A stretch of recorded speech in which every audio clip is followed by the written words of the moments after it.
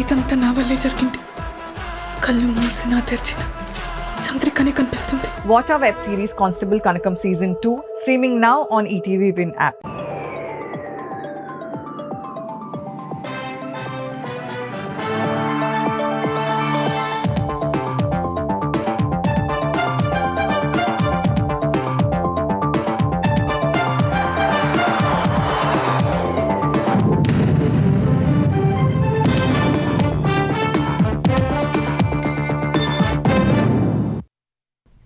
నమస్కారం, ETV news కు స్వాగతం. ముఖ్యాంశాలు.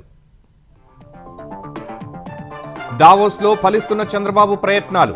ఏపీ ఫుడ్ ప్రాసెసింగ్ రంగంతో పనిచేసేందుకు దుబాయ్ ఫుడ్ క్లస్టర్ సంసిద్ధత.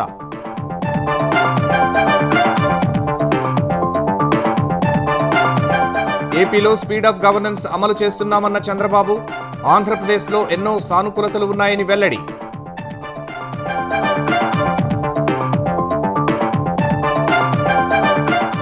వివేకా హత్య కేసులో తదుపరి విచారణపై స్పష్టత కోరిన సుప్రీంకోర్టు.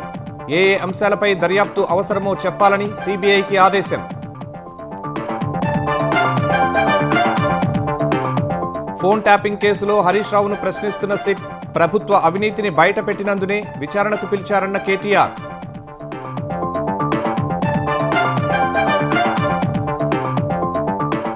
నైని బొగ్గు టెండర్ల వ్యవహారంపై సిబిఐ దర్యాప్తునకు హరీష్ డిమాండ్. తక్షణమే చర్యలు చేపట్టాలని కేంద్ర మంత్రి కిషన్ రెడ్డికి లేఖ.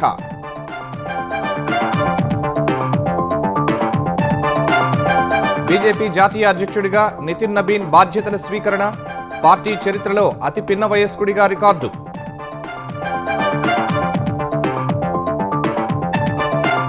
బీజేపీలో ప్రతి ఒక్కరి లక్ష్యం ప్రజాసేవే కావాలన్న మోదీ. కార్యకర్త కేంద్రంగా పార్టీ సిద్ధాంతాలు ఉంటాయని స్పష్టం చేసిన ప్రధాని.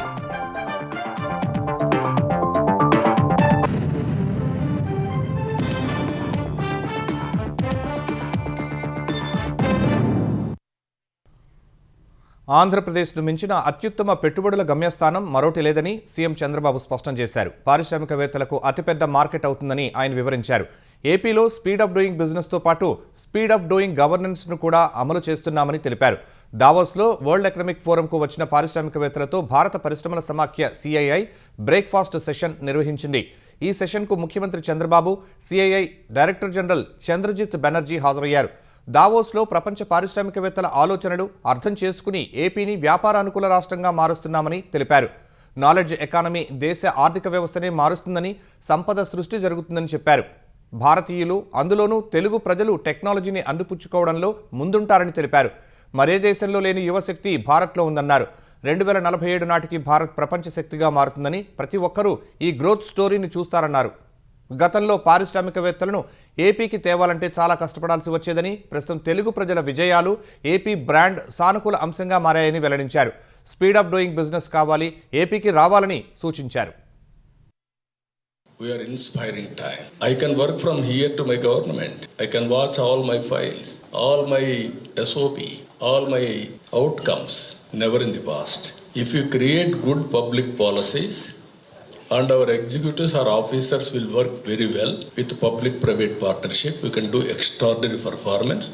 You do one thing.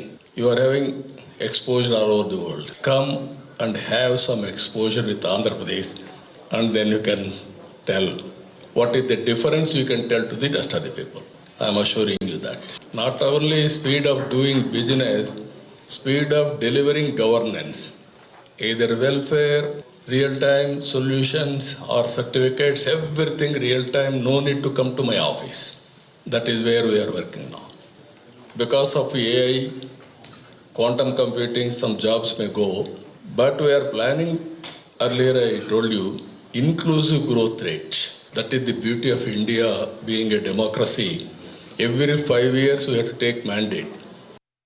Andhra Pradesh food processing రంగంతో దుబాయ్ ఫుడ్ క్లస్టర్ కలిసి పనిచేసేందుకు యూఏఈ ఆర్థిక మంత్రి Abdullah bin Touq Al Marri అంగీకరించారు.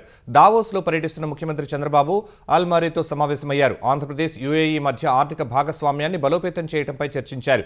యూఏఈకి చెందిన సుమారు 40 సంస్థలు ఏపీలో ఏర్పాటు చేసేలా తోడ్పాటు అందిస్తామని మారీ తెలిపారు. యూఏఈకి చెందిన షరాఫ్ గ్రూప్ ఆంధ్రప్రదేశ్లో మల్టీమోడల్ లాజిస్టిక్స్ పార్క్ ఏర్పాటు చేయాలనే ప్రతిపాదనపై చర్చించారు. లైట్ గేజ్ స్టీల్ ఫ్రేమింగ్ సాంకేతికతతో అమరావతిలో ఆధునిక నిర్మాణ యూనిట్ ఏర్పాటు, డీపీ వరల్డ్తో కలిసి భారీ పోర్ట్ టెర్మినల్స్, లాజిస్టిక్స్, మౌలిక వస్తువుల అభివృద్ధి, ఏడీఎన్ ఓసీ సంస్థ ద్వారా ఫ్లోటింగ్ స్టోరేజీ, రీగ్యాసిఫికేషన్ యూనిట్ ఏర్పాటుపై చర్చించారు. యుఏఈతో వ్యూహాత్మక భాగస్వామ్యం ద్వారా ఆంధ్రప్రదేశ్లో పరిశ్రమలు, ఉపాధి అవకాశాలు, ఎగుమతులు మరింత పెరుగుతాయని ముఖ్యమంత్రి చంద్రబాబు ఆశాభావం వ్యక్తం చేశారు. ఇందుకు సానుకూలంగా స్పందించిన యుఏఈ మంత్రి అబ్దుల్లా బిన్ తౌక్ అల్ మరీ భవిష్యత్తులో యుఏఈ ప్రభుత్వంతో పాటు ప్రముఖ సంస్థల భాగస్వామ్యాన్ని మరింత విస్తరించేందుకు సహకరిస్తామని హామీ ఇచ్చారు. ముఖ్యమంత్రి రేవంత్ రెడ్డి అవినీతిని బయటపెడుతున్నందుకే ఫోన్ ట్యాపింగ్ కేసులో తనకు నోటీసులు పంపారని మాజీ మంత్రి హరీష్ రావు ఆరోపించారు. మున్సిపల్ ఎన్నికలు సమీపిస్తున్నందున ప్రజల దృష్టి మళ్లించే ప్రయత్నం చేస్తున్నారని విమర్శించారు. ఎన్ని నోటీసులు పంపినా ప్రశ్నిస్తూనే ఉంటామని తేల్చి చెప్పారు. నైని బొగ్గు గనులు సహా అన్ని టెండర్లు రద్దు చేయాలని డిమాండ్ చేశారు. ఫోన్ ట్యాపింగ్ కేసులో సిట్ విచారణకు హరీష్ హాజరయ్యారు. బీఆర్ఎస్ సీనియర్ నేత మాజీ మంత్రి హరీష్ రావు ఫోన్ ట్యాపింగ్ కేసులో సిట్ ఎదుట హాజరయ్యారు. జూబ్లీహిల్స్ పోలీస్ స్టేషన్లో సిట్ విచారణకు హాజరైన హరీష్ రావును సిట్ బృందంలో సభ్యులైన ఏసీపీ వెంకటగిరి, ఎస్పీ రవీందర్ రెడ్డి ప్రశ్నిస్తున్నారు. హరీష్ వెంట న్యాయవాదులను సిట్ అధికారులు అనుమతించలేదు. జూబ్లీహిల్స్ పీఎస్ వద్దకు బీఆర్ఎస్ శ్రేణులు భారీగా చేరుకోగా పోలీసులు భారీ సంఖ్యలో మోహరించారు. నేడు విచారణకు రావాలని నిన్న సిట్ నోటీసులు ఇవ్వడంతో ఈ ఉదయం హైదరాబాద్లోని తన ఇంటి నుంచి బయలుదేరిన హరీష్ రావు తొలుత తెలంగాణ భవన్కు వెళ్లారు. అక్కడ BRS working president KTR, party నేతలతో సమావేశమయ్యారు. తర్వాత తెలంగాణ భవన్ నుంచి జూబ్లీహిల్స్ పోలీస్ స్టేషన్కు వెళ్లి సిట్ విచారణకు హాజరయ్యారు.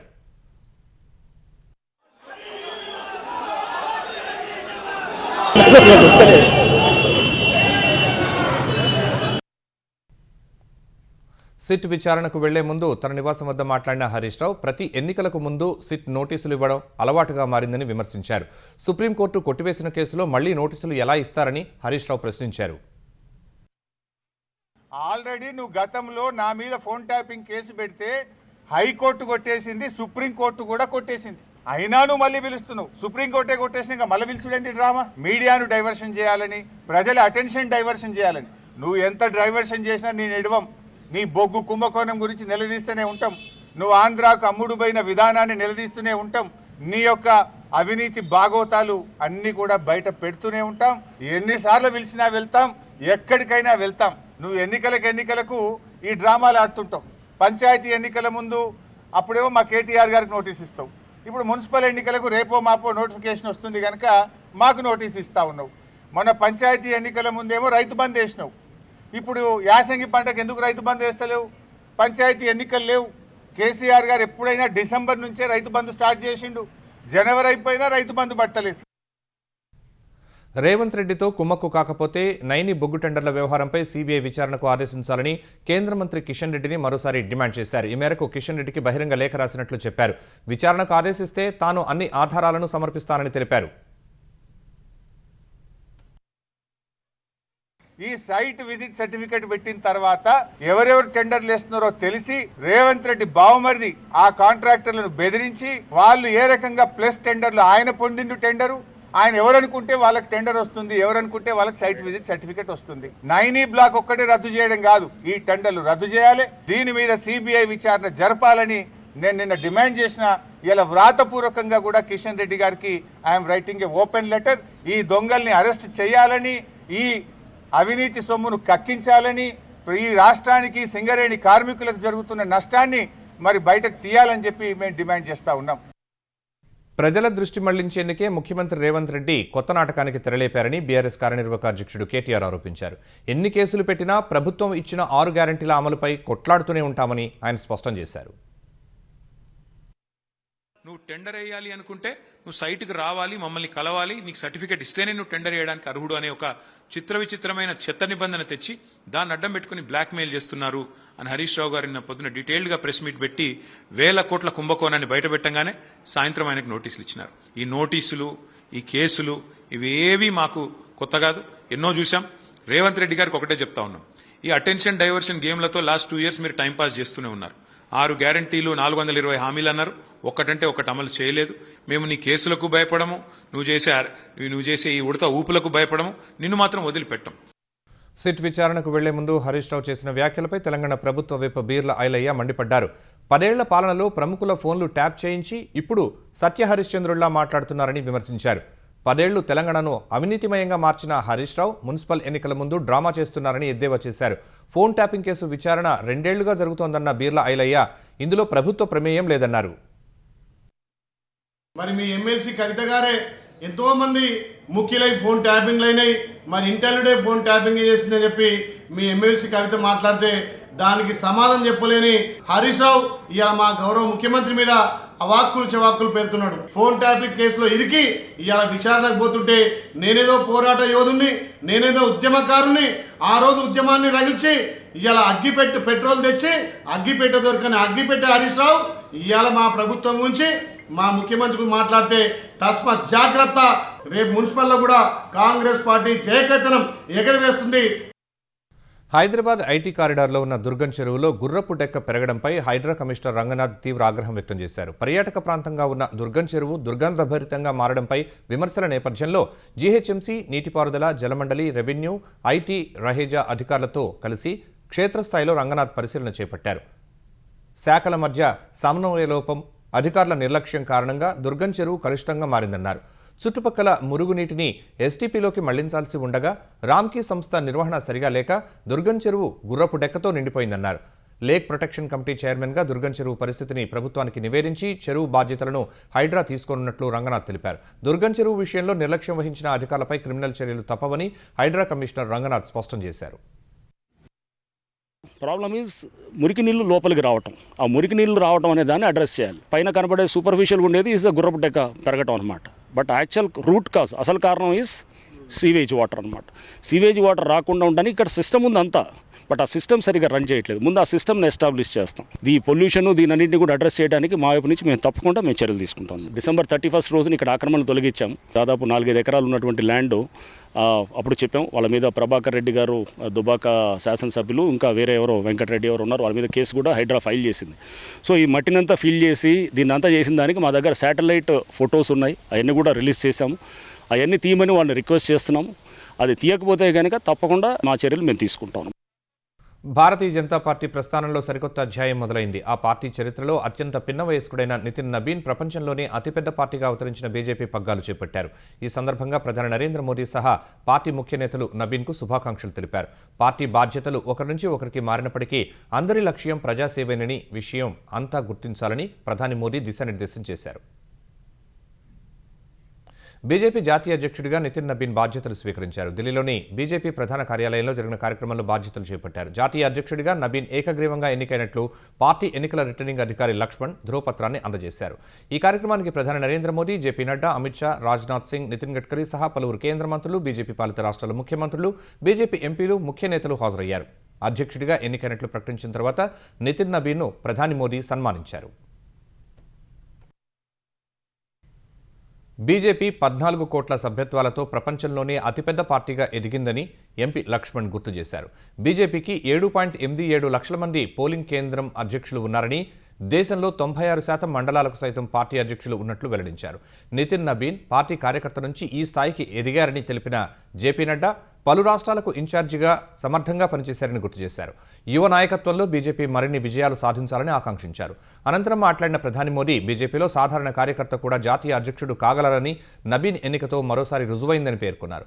బీజేపీలో నిర్ణయాలు, ఎన్నికలు ప్రజాస్వామ్యయుతంగా ఉంటాయని పేర్కొన్నారు. కార్యకర్త కేంద్రంగా బీజేపీ సిద్ధాంతాలు ఉంటాయన్న మోదీ దేశ సేవ, ప్రజాసేవ లక్ష్యంగా పార్టీ శ్రేణులు పనిచేస్తున్నాయని వివరించారు. అందరి కృషితోనే వరుసగా 3 సార్లు అధికారంలోకి వచ్చేలా పార్టీ ఎదిగిందని గుర్తు చేశారు. आज भाजपा का जितना फोकस संगठन के विस्तार पर है, उतनी ही बड़ी प्राथमिकता कार्यकर्ता के निर्माण की भी है. लोगों को लगता होगा कि नरेंद्र मोदी देश के प्रधानमंत्री है, तीसरी बार प्रधानमंत्री बने, 50 साल की छोटी आयु में मुख्यमंत्री बन गए, 25 साल से लगातार हेड ऑफ द गवर्नमेंट रहे हैं. ये सब अपनी जगह पे हैं, लेकिन इन सबसे भी बड़ी चीज मेरे जीवन में है, मैं भारतीय जनता पार्टी का कार्यकर्ता हूं. ये सबसे बड़ा गर्व है. और जब बात पार्टी के विषयों को आती है, तब माननीय नितिन नबीन जी, मैं कार्यकर्ता हूं, वे मेरे बॉस हैं. బీజేపీలో ప్రత్యేకంగా పదవులు బాధ్యతలు ఇవ్వాల్సిన అవసరం లేదన్న ప్రధాని ప్రతి ఒక్క కార్యకర్త స్వయంగా బాధ్యతలు తీసుకుని పార్టీ కోసం కృషి చేయాలని సూచించారు. ప్రపంచంలో వస్తున్న మార్పులను పార్టీ అందిపుచ్చుకుని అనుసరించాలని తెలిపారు. రేడియో నుంచి ఏఐ పరిజ్ఞానం వరకు అన్నింటినీ ఉపయోగించుకోవాలని దిశానిర్దేశం చేశారు. अध्यक्ष बदलते हैं लेकिन आदर्श नहीं बदलते, नेतृत्व बदलता है लेकिन दिशा नहीं बदलती। भाजपा का स्वरूप नेशनल है, भाजपा का स्पिरिट नेशनल है। भाजपा रीजनल एस्पिरेशन को प्लेटफॉर्म देती है, उन्हें नेशनल एम्बिशंस का आधार बनाती है और इसलिए आज देश के कोने कोने के लोग भाजपा के साथ हैं, भाजपा के साथ जुड़ रहे हैं। जो भी अपनी राजनीति का प्रारंभ करना चाहता है उसको भी भाजपा का प्रवेश द्वार सबसे उत्तम, सबसे सुरक्षित लगता है। हमने सत्ता को सुख का नहीं, सेवा का माध्यम बनाया है।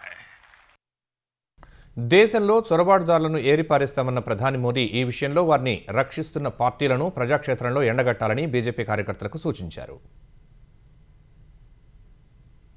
आज देश के सामने एक बहुत बड़ी चुनौती घुसपैठियों की है। दुनिया के धनवान देश, समर्थ देश, वे भी अपने देश में जो घुसपैठिए हैं उनकी जांच पड़ताल कर रहे हैं और उनको पकड़ पकड़ करके निकाल रहे हैं और दुनिया उनको पूछती नहीं है। दुनिया में कोई अपने देश में घुसपैठियों को स्वीकार नहीं करता। भारत भी घुसपैठियों को अपने गरीबों, हमारे नौजवानों के हक कभी भी लूटने नहीं दे सकता। घुसपैठिए देश की सुरक्षा के लिए बहुत बड़ा खतरा है। उनकी पहचान करके उनके देश भेजना बहुत आवश्यक है। इसके अलावा ऐसे राजनीतिक दल जो वोट बैंक की राजनीति में घुसपैठियों को बचा रहे हैं, उन्हें हमें पूरी शक्ति से जनता के सामने बेनकाब करना ही होगा। బీజేపీ చేతిలోనే దేశం సురక్షితంగా ఉంటుందని ప్రజలు భావిస్తున్నారని చెప్పిన ప్రధాని సేవా కార్యక్రమాల ద్వారా ప్రజలకు మరింత చేరువ కావాలని సూచించారు. నితిన్ నబీన్ బీజేపీతో పాటు ఎన్డీఏ మిత్రపక్షాలను కలుపుకుని ముందుకు సాగాలని దిశానిర్దేశం చేశారు. దుష్ప్రవర్తన, ఆల్ ఇండియా సర్వీస్ నిబంధనలను ఉల్లంఘించారంటూ డీజీపీ స్థాయి అధికారి కె రామచంద్రరావును కర్ణాటక ప్రభుత్వం సస్పెండ్ చేసింది. ప్రభుత్వ ఉద్యోగిగా రామచంద్రరావు నిబంధనలు ఉల్లంఘించారని ఉత్తర్వుల్లో పేర్కొంది. ఆయన ప్రవర్తన పరిపాలనా యంత్రాంగానికి ఇబ్బందిగా మారిందని అందుకే సస్పెండ్ చేస్తున్నట్టు తెలిపింది. సస్పెన్షన్ సమయంలో అనుమతి లేకుండా హెడ్ క్వార్టర్స్ను విడిచి వెళ్లరాదని రామచంద్రరావును కర్ణాటక ప్రభుత్వం ఆదేశించింది. విచారణ తర్వాత రామచంద్రరావుపై తదుపరి చర్యలు తీసుకుంటామని కర్ణాటక హోంమంత్రి పరమేశ్వర తెలిపారు. రామచంద్రరావు తప్పు చేసినట్లు విచారణలో తేలితే డిస్మిస్ చేస్తామని చెప్పారు. తన కార్యాలయంలో పలువురు మహిళలతో రామచంద్రరావు అత్యంత సన్నిహితంగా మెలిగిన వీడియోలు కలకలం రేపాయి. ఈ అంశాన్ని తీవ్రంగా పరిగణించిన కర్ణాటక సీఎం సిద్ధరామయ్య రామచంద్రరావుపై క్రమశిక్షణ చర్యలు తీసుకోవాలని డీజీపీని ఆదేశించారు. అటు ఎవరో కుట్ర పన్ని ఏఐతో ఆ వీడియోలు తయారు చేశారని రామచంద్రరావు ఆరోపించారు. మాజీ మంత్రి వైఎస్ వివేకానందరెడ్డి హత్య కేసులో తదుపరి దర్యాప్తు అవసరం ఉందా లేదా, ఉంటే ఎవరెవరిని విచారించాలో స్పష్టంగా చెప్పాలని సుప్రీంకోర్టు సీబీఐని ఆదేశించింది. ఈ అంశంలో ట్రయల్ కోర్టు ఉత్తర్వులపై అభ్యంతరం వ్యక్తం చేస్తూ వివేకానందరెడ్డి కుమార్తె సునీత దాఖలు చేసిన పిటిషన్పై జస్టిస్ ఎంఎం సుందరేష్ విచారణ జరిపారు. ఈ విచారణలో ఏ అంశాలపై తదుపరి విచారణ అవసరమో స్పష్టంగా చెప్పాలని న్యాయమూర్తి సీబీఐకి సూచించారు. ఎవరిని కస్టడీలోకి తీసుకుని విచారించాలని అనుకుంటున్నారో కూడా చెబితే దాన్ని పరిగణలోకి తీసుకుంటామని తెలిపారు. అనంతరం తదుపరి విచారణ వచ్చే నెల 5కి వాయిదా వేశారు. నకిలీ మద్యం తయారీ కేసులో నిందితులుగా ఉన్న జోగి రమేష్, జోగి రాములకు ఎక్సైజ్ న్యాయస్థానం బెయిల్ మంజూరు చేసింది. ఈ కేసులో జోగి సోదరులు విజయవాడ జిల్లా జైలులో రిమాండ్ ఖైదీలుగా ఉన్నారు. భవానీపురం ఎక్సైజ్ స్టేషన్లో నమోదైన కేసులో వీరిద్దరికీ బెయిల్ మంజూరైంది. అయితే ములకల చెరువు పిఎస్లో నమోదైన కేసులో జోగి సోదరులు రిమాండ్లో ఉన్నందున ప్రస్తుతం విడుదలయ్యే అవకాశం లేదు. మరోవైపు చేయి నొప్పితో బాధపడుతున్న జోగి రమేష్ను ఇవాళ విజయవాడ జిల్లా జైలు నుంచి విజయవాడ ప్రభుత్వ ఆసుపత్రికి తరలించారు. వైద్య పరీక్షల అనంతరం తిరిగి జిల్లా జైలుకు తీసుకువెళ్లారు. కూటమి ప్రభుత్వం ఆర్యవైశ్యులకు తగిన ప్రాధాన్యత ఇస్తోందని ఆంధ్రప్రదేశ్ జలవనరుల శాఖ మంత్రి నిమ్మల రామానాయుడు తెలిపారు. వాసవి కనికా పరమేశ్వరి ఆత్మార్పణ దినోత్సవాన్ని రాష్ట్ర పండుగగా గుర్తించిన నేపథ్యంలో పశ్చిమ గోదావరి జిల్లా పెనుగొండలో అమ్మవారికి మంత్రి పట్టు వస్త్రాలు సమర్పించారు. ఆలయానికి చేరుకున్న మంత్రి Nimmala, MLA Pitani Satyanarayana, Arya Vysya corporation chairman Dundi రాకేష్లకు ఆలయ మర్యాదలతో వేద పండితులు స్వాగతం పలికారు. ఆలయంలో నిర్వహించిన సామూహిక యాగంలో మంత్రి పాల్గొన్నారు. అమ్మవారి సేవలో పాల్గొనడం పూర్వజన్మ సుకృతమని మంత్రి నిమ్మల చెప్పారు.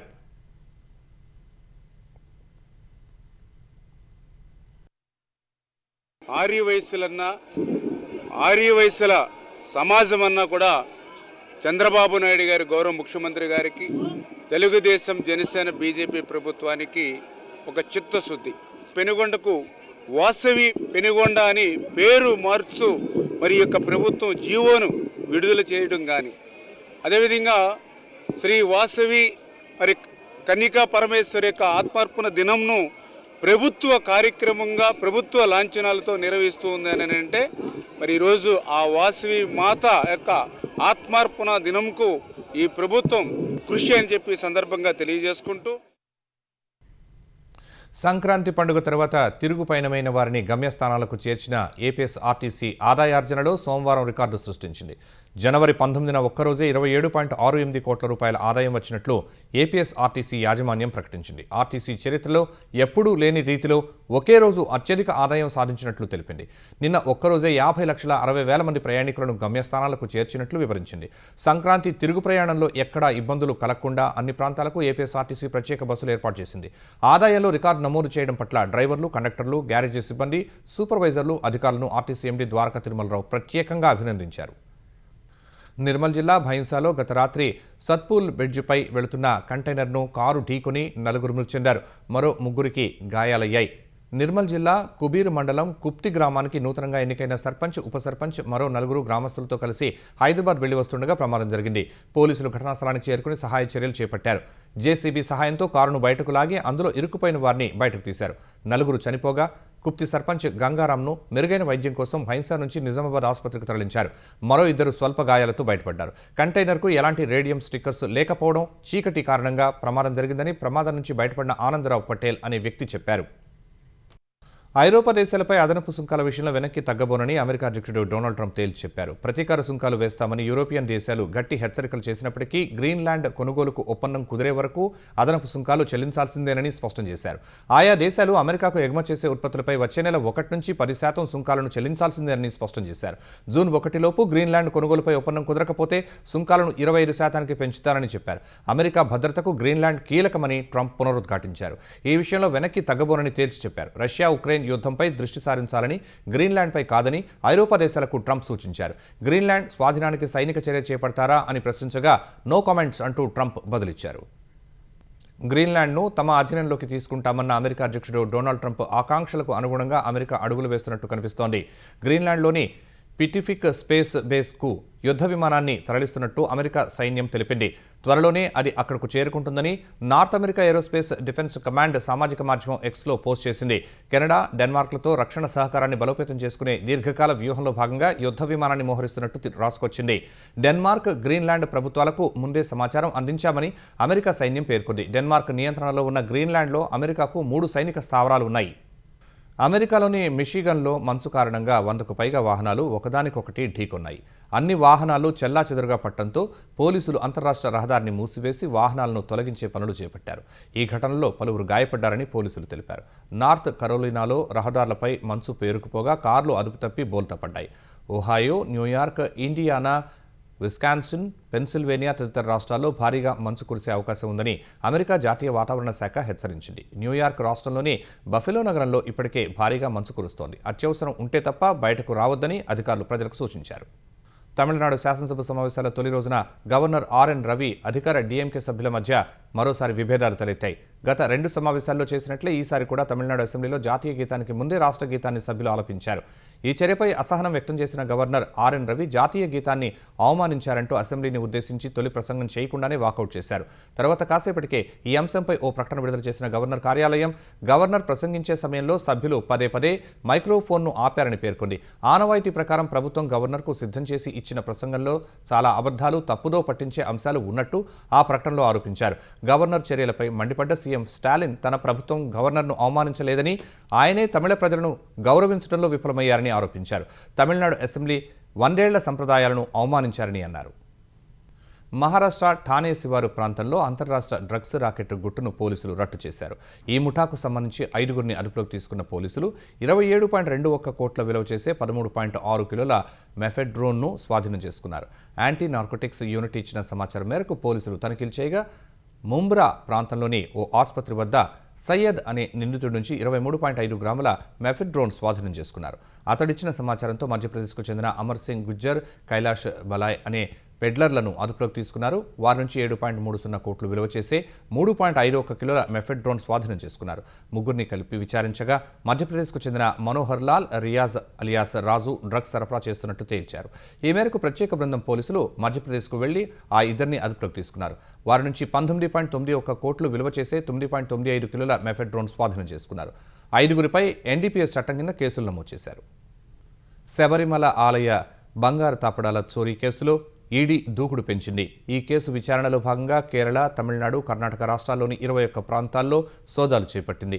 మనీ లాండరింగ్ నిరోధక చట్టం కింద బెంగళూరుకు చెందిన ప్రధాన నిందితుడు ఉన్నికృష్ణన్ సహా ట్రావెన్కోర్ దేవస్థానం బోర్డు మాజీ అధ్యక్షుడు పద్మాకుమార్ నివాసాల్లో అధికారులు సోదాలు చేస్తున్నారు. వారి సన్నిహితుల ఇళ్లలో సోదాలు చేపట్టారు. శబరిమల ఆలయంలో విగ్రహాలకు చేపట్టిన బంగారు తాపడాలను రాగి తాపడాలుగా ఆలయ రికార్డుల్లో చూపించారని ఈడీ అధికారులు తెలిపారు. బంగారు తాపడాలను ప్రధాన నిందితుడు ఉన్నికృష్ణన్ తీసుకెళ్లి చెన్నైలోని ఓ సంస్థకు అప్పగించినట్టు వెల్లడించారు. చెన్నై, కర్ణాటకలోని రహస్య ప్రాంతాల్లో రసాయన ప్రక్రియల ద్వారా నిందితులు బంగారాన్ని వెలికితీసినట్టు చెప్పారు. బంగారం విక్రయం ద్వారా వచ్చిన సొమ్మును నిందితులు వివిధ మార్గాల్లో అందుకున్నారని, వాటి మూలాలు కనుగొనే పనిలో ఉన్నట్టు ఈడీ అధికారులు వెల్లడించారు. మరోవైపు ఇదే కేసులో కేరళ హైకోర్టు పర్యవేక్షణలో సిట్ దర్యాప్తు కొనసాగుతోంది. ఈటీవీ న్యూస్ సమాప్తం. నమస్కారం.